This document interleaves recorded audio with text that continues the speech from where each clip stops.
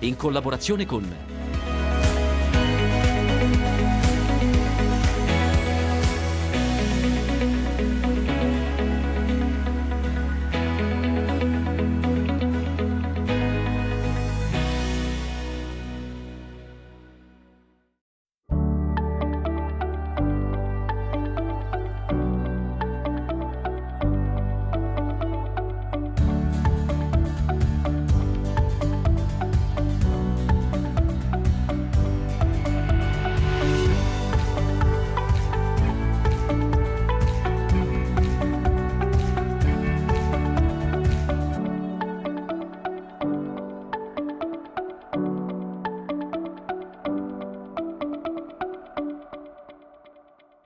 la corelicoltura, ovvero la coltivazione delle nocciole. Oggi parleremo di questo. L'Italia è uno dei principali produttori a livello mondiale, ma noi siamo andati in Romagna dove c'è appunto una grande espansione di questa coltura che negli ultimi anni ha preso piede ed è interessante sotto il profilo sia agronomico che anche economico.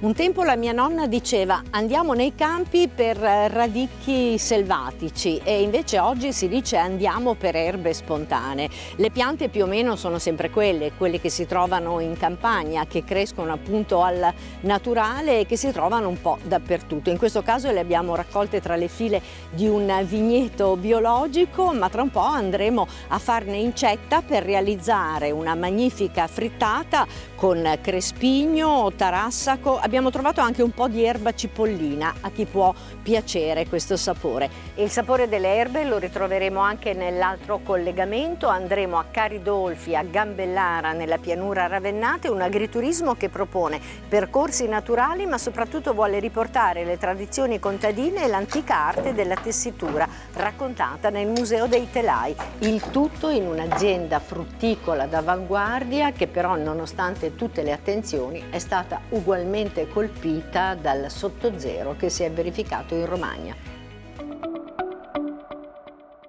La campagna è ricca di erbe spontanee, a volte sono anche definite malerbe utili. Utili perché sono commestibili o comunque si possono usare la parte di foglie, fiori, boccioli. Cercheremo di capire quali e come. Ad esempio qui vediamo un altro crespigno. Quali sono le sue caratteristiche ve le racconteremo tra un po', anche perché cercheremo di fare insieme una bella frittata, perché alcuni si mangiano così in maniera normale, in insalata, altri invece si possono utilizzare in delle preparazioni. Ecco, mi sono imbattuta anche nell'erba cipollina. Questa va tagliata invece così, senza estirparla completamente.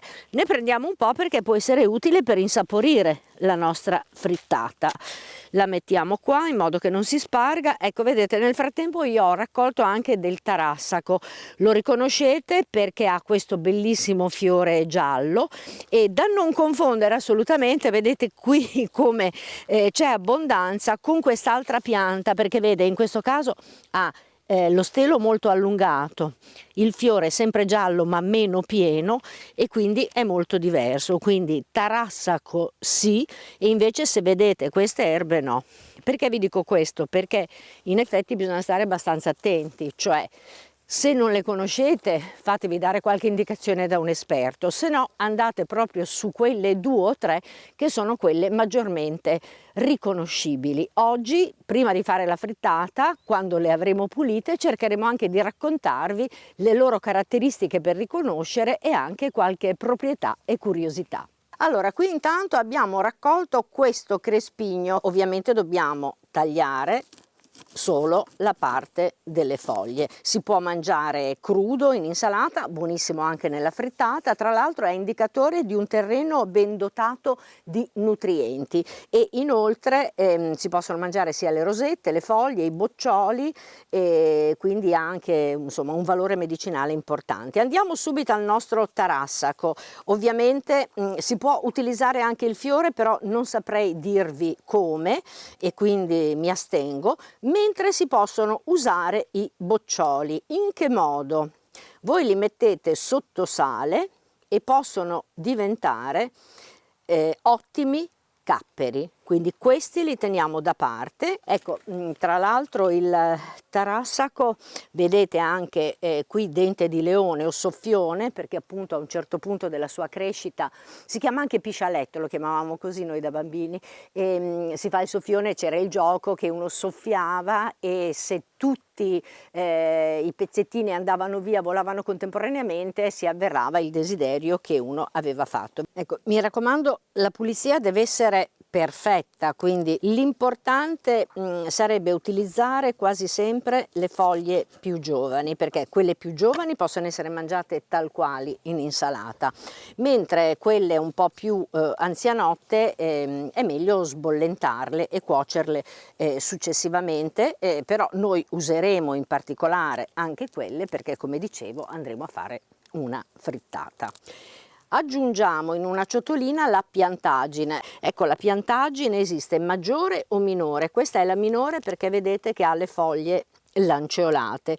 Gli utilizzi praticamente sono i medesimi ed è restato questo fiore giallo particolare, foglia un po' carnosa, è il favagello. Anche questa è un'erba commestibile, le foglie si possono mangiare quando sono giovani come queste direttamente in insalata, e anche in questo caso vedete i boccioli possono essere messi sotto sale e possono diventare dei capperi, quindi li mettiamo insieme ai boccioli di dente di leone o tarassaco. Un'altra caratteristica del favagello è che ha queste radici tuberizzate e quindi possono essere, una volta pulite per bene, ovviamente non tranciate come ho fatto io, possono essere lessate e condite con olio e limone.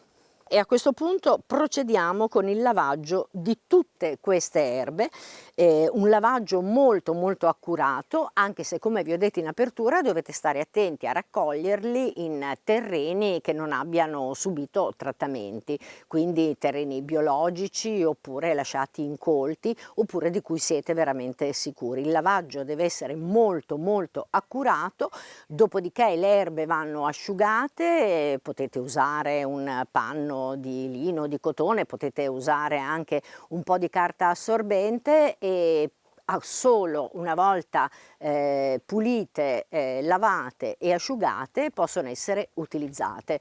Il modo più normale e semplice è utilizzarle in insalata, quindi condite a piacere. Un altro modo invece è quello di farle appassire in padella per diventare un ingrediente di qualche preparazione, oppure di farle bollire, sbollentare. Anche in questo caso possono essere riempitivi di crescioni oppure anche integrare delle minestre rustiche. Per la nostra frittata abbiamo preparato gli ingredienti base. Allora, innanzitutto le erbe di campo che abbiamo raccolto, l'olio e il sale per farle soffriggere lievemente, insomma, per non sbollentarle semplicemente ma dare un pochino di sapore.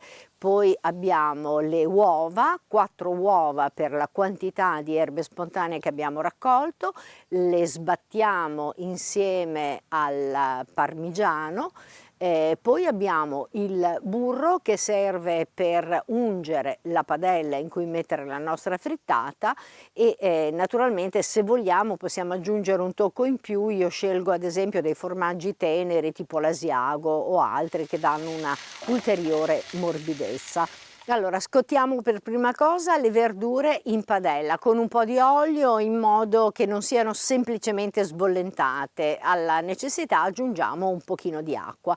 Intanto mettiamo un pochino di burro nella padella in cui verseremo veramente la frittata, sbattiamo le uova, aggiungiamo del parmigiano, dopodiché inseriamo anche le erbe sbollentate all'interno di questo composto e versiamo tutto nella padella che abbiamo prescelto come quella che realizzerà la nostra frittata. Il coperchio si usa sia per accelerare la cottura ma anche per svoltare la nostra frittata. La nostra frittata in pochi minuti è pronta e qui su questo tavolo vediamo il risultato finale. Abbiamo aggiunto come tocco, anche perché si possono mangiare anche così tal quali, il nostro crespigno Favagello, Piantaggine e naturalmente Tarassaco, che ha fatto la parte del padrone. Possiamo anche utilizzarle, abbiamo detto, tal quali, soprattutto le foglie più giovani. E allora che abbiamo fatto? Le abbiamo messe in un piatto, abbiamo preso un uovo sodo e qui 6 minuti di cottura, in modo che appunto vedete che il tuorlo rimane completamente cotto, però senza aloni verdastri, che non va bene, un po' di sale, un po' di olio, e anche questa è pronta per essere gustata. Poi cosa abbiamo fatto? L'erba cipollina, ve la ricordate? Allora, questa l'abbiamo presa, l'abbiamo sminuzzata, l'abbiamo messa in padella insieme a un pochino di olio e un po' di sale. Io sono abituata a salare mentre c'è la cottura dell'ingrediente base, che in questo caso per me è l'erba. Dopodiché abbiamo aggiunto 2 uova sbattute e abbiamo fatto cuocere il tutto, ed ecco qua la nostra frittata. Vedete com'è bella da ambo i lati, perché questa è importante per una frittata, anzi da questo lato è ancora più bella. Abbiamo messo qualche ulteriore elemento insieme ai nostri fiori, l'alloro, che è una pianta officinale importantissima, abbiamo la nostra piadina romagnola, questo che è un matterello particolare perché è quello per fare la sfoglia lorda, per cui si facevano appunto sulla sfoglia questi quadratini in maniera automatica. In più abbiamo fatto tutte le altre operazioni, abbiamo messo i boccioli del tarassaco sotto sale per farne dei capperi che possono anche essere aggiunti alle nostre frittate o qualunque altra preparazione. Ci abbiamo messo un po' di Sangiovese, che racconta di queste terre di Romagna, però intanto ci rimettiamo al lavoro per raccogliere più erbe spontanee possibili. Intanto arriva la prima pausa, dopo Claudio con A cielo aperto, e noi ci rivediamo in finale di puntata insieme a Davide e ai protagonisti di Caridolfi, tra pesche e nettarine, tecniche innovative e un agriturismo davvero speciale. E con questo concludiamo, ricediamo la linea e noi ci facciamo un brindisi: Sangiovese, frittata, erbe spontanee.